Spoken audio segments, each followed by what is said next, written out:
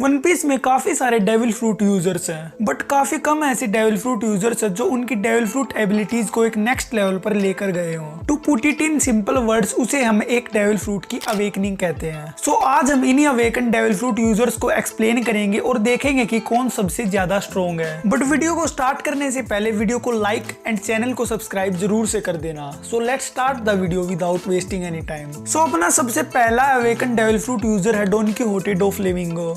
डोफ्लेमिंगो एक former warlord and एक world noble रह चुका है। इसने इतोनोमी पैरामीसिया टाइप डेविल फ्रूट को ईट किया है that allows him to create and control strings. Doffy अपनी फिंगर से इन स्ट्रिंग्स को कंट्रोल करता है, जिससे वो किसी भी इंसान को अपने इशारों पर नचा सकता है एंड इन स्ट्रिंग्स से उनकी जान भी ले सकता है। ये सिर्फ इस पावर को ऑफेंस के लिए ही यूज नहीं करता, but in terms of defence ये उसमें भी काफी ज्यादा डेडली है। ये इतना डेडली होने के बाद भी जब इसकी अवेकनिंग होती है तो डोफी अपने आसपास की बिल्डिंग्स एंड ग्राउंड को भी स्ट्रिंग्स में कन्वर्ट कर देता है, जिससे वो इन स्ट्रिंग्स की हेल्प से अपोनेंट को और भी डैमेज कर पाता है, जिससे बचना अपोनेंट के लिए ऑलमोस्ट इम्पॉसिबल हो जाता है। And adding up one more thing, वो अपने अटैक्स में अपनी आर्मामेंट हाकी को भी इन्फ्यूज कर सकता है, जिसके कारण इसकी ऑफेंसिव एबिलिटी एक्सपोनेंशियली इंक्रीज हो जाती है। डोफी स्ट्रॉन्गेस्ट वॉरलॉर्ड्स में से भी आता है, so I will put him in A tier। So moving on to the next user, Charlotte Katakuri, the strongest sweet commander of Big Mom Pirates. इसने मोची मोची नोमी पैरामीसिया टाइप डेविल फ्रूट को ईट किया है, जो इसे मोची को क्रिएट एंड कंट्रोल करने की एबिलिटी देता है। Its devil fruit is something similar to Luffy's devil fruit, जो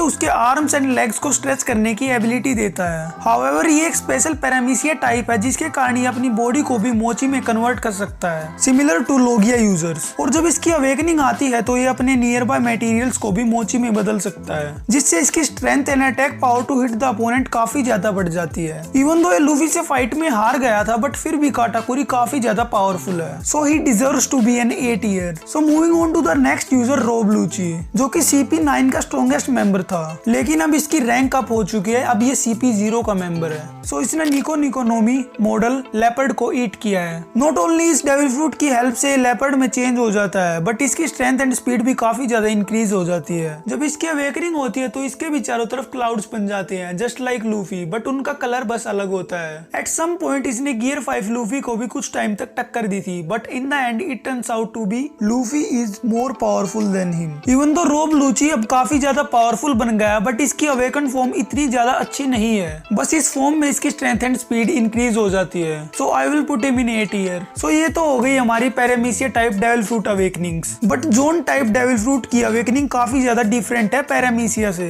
क्योंकि इसकी अवेकनिंग के टाइम एक रिस्क भी होता है कि अगर तुम अपनी अवेकनिंग को हैंडल नहीं कर पाए, जो कि बेसिकली उन्हें उनके डेविल फ्रूट की एनिमल फॉर्म में चेंज करता है, तो यूजर अपने ऊपर अपना कंट्रोल खो देगा और वो सोचने समझने की शक्ति भी खो देगा, एंड वो फिर से अपनी ह्यूमन फॉर्म में भी नहीं आ पाएगा। एंड इन्हीं सब का नतीजा हमने इम्पेल डाउन में देखा था जेलर बीस्ट्स का, जिन्हें क्रोकोडाइल ने अवेकन जोन यूजर्स बताया था। एंड यहाँ पर हमें ये बात भी पता चली कि अवेकन जोन यूजर्स की ड्यूरेबिलिटी एंड रिकवरी काफी ज्यादा इंक्रीज हो जाती है। Even though these jailer beasts are strong, but इन्हें कोई भी हरा सकता थोड़ी बहुत ट्रेनिंग से। सो मैं इन्हें D tier में रखूंगा। So moving on to the next awaken user, Kaku. इसने उसी नोमी मॉडल जिराफ को ईट किया है। इस डेविल फ्रूट की हेल्प से ये जिराफ में फॉर्म हो सकता है। ये मेरे हिसाब से एक यूजलेस डेविल फ्रूट है, क्योंकि बस ये अपनी अवेकन फॉर्म में अपनी नेक को और बड़ा कर सकता है। भाई इससे वाहियात क्या अवेकन एबिलिटी हो सकती है, बस ये इसे थोड़ी और दूर तक अटैक कर पाता है। हाउएवर इसकी इतनी लंबी नेक के कारण इसे कोई भी इजीली कट कर सकता है, जो कि काफी बड़ा ड्रॉबैक है। सो मैं इसे C tier में रखूंगा। सो अपना नेक्स्ट अवेकन यूजर है गिल्ड टिसोरो।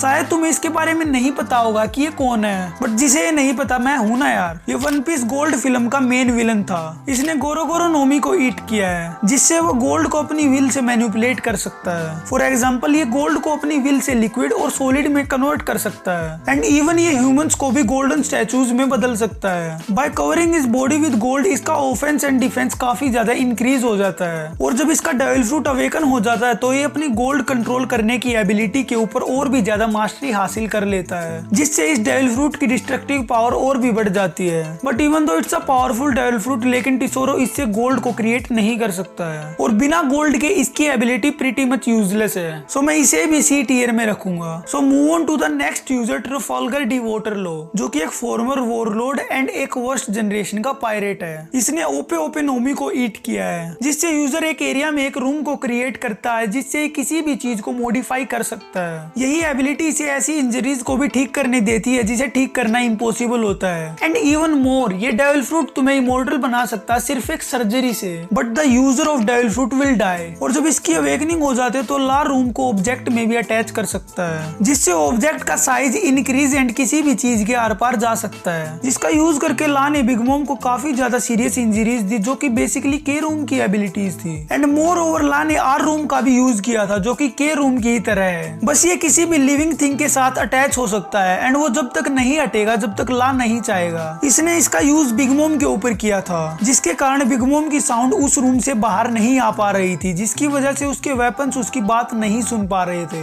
ऑल्दो ला का devil fruit one of the strongest devil fruits में से एक है, पर ला अभी तक इसकी फुल पोटेंशियल को यूटिलाइज नहीं कर पाया है। सो अभी के लिए मैं इसे ए टीयर में रखूंगा। सो अपना नेक्स्ट यूजर है कैप्टन यूस्टस किड। इसने जीकी नोमी को हिट किया है, जिससे किसी भी मेटल को अपनी डेविल फ्रूट एबिलिटी से कंट्रोल कर सकता है, जिससे वो आर्मर्स एंड वेपन बना सकता है even during the fight. But जब इसकी डेविल फ्रूट अवेकनिंग हो जाती है तो अपने आसपास की सारी चीजों को मैग्नेट में बदल सकता है, including living things. And even ये ऑब्जेक्ट्स को north pole and south pole भी दे सकता है। एंड इवन ये उनके बीच के अट्रैक्शन फोर्स को भी बढ़ा सकता है। किड ने अभी अपने डेविल फ्रूट को हिट किया है, तो उसे अभी तक इन एबिलिटीज को सही तरह यूज करना नहीं आया है। हाउएवर विद सम ट्रेनिंग ये और भी ज्यादा स्ट्रॉन्ग बन सकता है, पर अभी के लिए मैं इसे बी टीयर में रखूंगा। तो अपना लास्ट एंड सबसे strongest awaken devil fruit user है लूफी, जिसने हितोनोमी मॉडल नीका मिथिकल जोन को ईट किया है, जिससे लूफी सन गॉड नीका में ट्रांसफॉर्म हो सकता है। अकॉर्डिंग टू 5 एल्डर्स कई सेंचुरी से डेविल फ्रूट अवेकन नहीं हुआ है। इसकी अवेकनिंग में लूफी सन गॉड नीका में ट्रांसफॉर्म हो सकता है, जो कि लूफी के डेविल फ्रूट की एक्चुअल पावर है। इस फॉर्म में लूफी काफी न्यू एबिलिटीज को भी गेन कर लेता है, लाइक वो अपनी बॉडी की शेप एंड साइज को मैनिपुलेट कर सकता है, एंड इवन वो अपने आसपास की चीजों को भी रबर में चेंज कर सकता है। And one more thing, he could stretch anything he touches. इन्हीं सारी न्यू एबिलिटीज की वजह से वो काइडो को भी हरा पाया। So in my opinion Luffy deserves to be a first S tier. So अपनी अवेकन डेविल फ्रूट यूजर्स की लिस्ट होती है यहीं पर खत्म। मगर अगर तुम्हें वीडियो अच्छी लगी हो तो तुम चैनल को भी सब्सक्राइब कर सकते हो। सो मिलते हैं किसी नेक्स्ट वीडियो में, तब तक के लिए बाय बाय।